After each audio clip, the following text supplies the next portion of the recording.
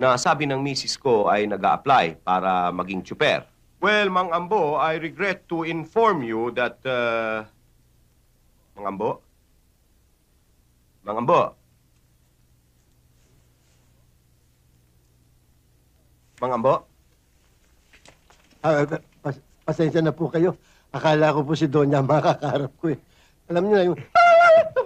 Naintindihan kita, pare ko. Kayo ho kaya si Mang Ambo? Ako nga po. Gusto ko na po sanang mag-umpisa ng pagdadrive. Ay, naku po. Pasensya na po kayo, Mang Ambo, dyan sa misis ko, no? Medyo mabilis ho kasi sa Troyan, eh. Ang totoo ho niyan, hindi naman talaga kailangan ng driver dito, ano? Kaya, pasensya na ho kayo kung nasayang ang panahon nyo. Chief, Mayor, Congressman, Senador. Sabi ho sa akin ni Donya Star, tanggap na ho ako eh. Alam nyo, Mang Ambo, ako ho ang boss dito. Kung ano ang sinabi ko, yan ang masusunod.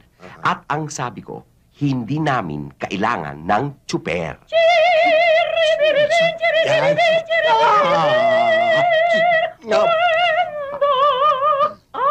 Mang Ambo, magkakilala na siguro kayo ng aking esposong si Don Juanito Bartolome. Apa. Juanito! Ano yan sa tenga mo? ¿Qué es eso? Naglinis lang ako kanina, naiwan. Siguro naman nagkasundo na kayo sa mga terms. Siya ang gusto ko. Sweetheart, napag-usapan na namin ni Mang Ambo ang tungkol sa kung sino ang boss dito at sinabi ko na sa kanya na hindi natin kailangan ng tsuper. Pero sinabi ko sa iyo kagabi na kailangan ng anak natin ng driver. Pero sweetheart, malaki na si Angelo. At saka, ako ang boss dito, hindi ba? Oo, pero ako ang desisyon. Kaya Mang Ambo, tanggap ka na. Di ba? Star! Juanito!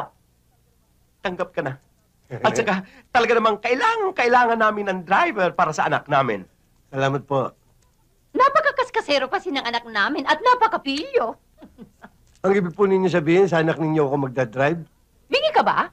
Sana nga ho. Ha? Ay, kailan ako mag-umpisa? Pagdating ng anak namin si Angelo. Diyos ko, ginagawa na nila sa araw-araw kung ano-ano ng kahayupan ang nagaganap sa mundong ito. Auntie, you shouldn't read things like that if they're just going to scare you. Hey, you.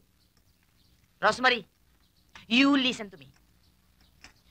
Your mother and your father sends you here in the Republic of the Philippines so I can take care of you.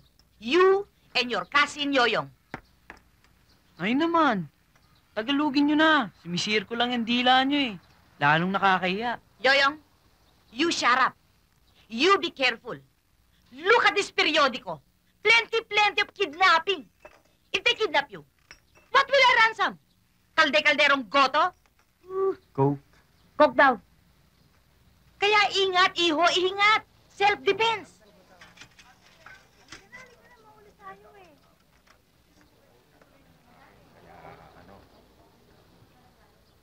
Oteng, what happened to you? Ano na naman yan nasa ulo mo? Tinidiligan mo para tubuhan ka ng utak. Morning, Rose. Morning, peoples. Well, this is nothing. I'm only having the hatching. You catching a cold? No, I'm not catching. It's here already. Sana I didn't go out na lang. Hoy, babae. Kailan ka pa naging doktor? Come on. You go up the stairs in the house quick. But auntie, wala naman akong ginagawang masama. Yes. But the masama is here already. Come on. Climb the stairs. Quick. At ikaw naman, Tenteng. Bakit ba para kang langaw na aali-aligid dito? Umaasa ka ba na may mahakot kang bulok na bakal dito?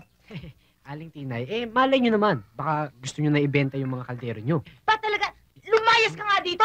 Ikaw ang aga-aga pa mo na ako. Lumayas ka! Umalis ka dito! Umalis ka dito! Kakain ho ako eh. Hindi ka pwedeng kumain dito at puro laso na pakakain ko sa'yo. Lumayas ka Oo. at huwag ka na makabalik-balik.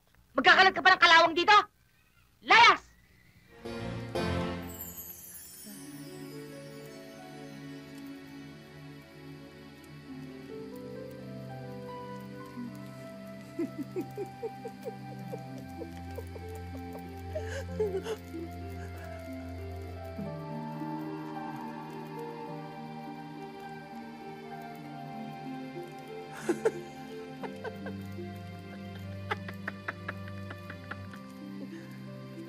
Ano anak?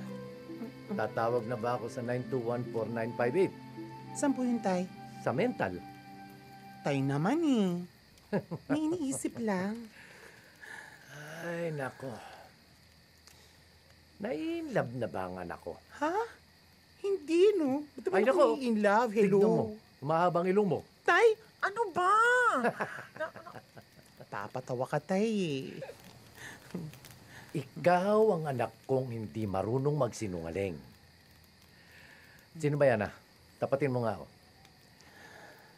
Yan bang status mo ngayon sinatawag na it's complicated? Kayo na ba? Tay, hindi niya nga alam na mahal ko siya eh. Alam mo, ganun pala yun, no? Darating siya sa buhay mo. Parang magnanakaw. Biglang-bigla, may kukunin siya sa'yo. Pero at the same time, siya yung pumupuno sa lahat ng kailangan mo. Yung...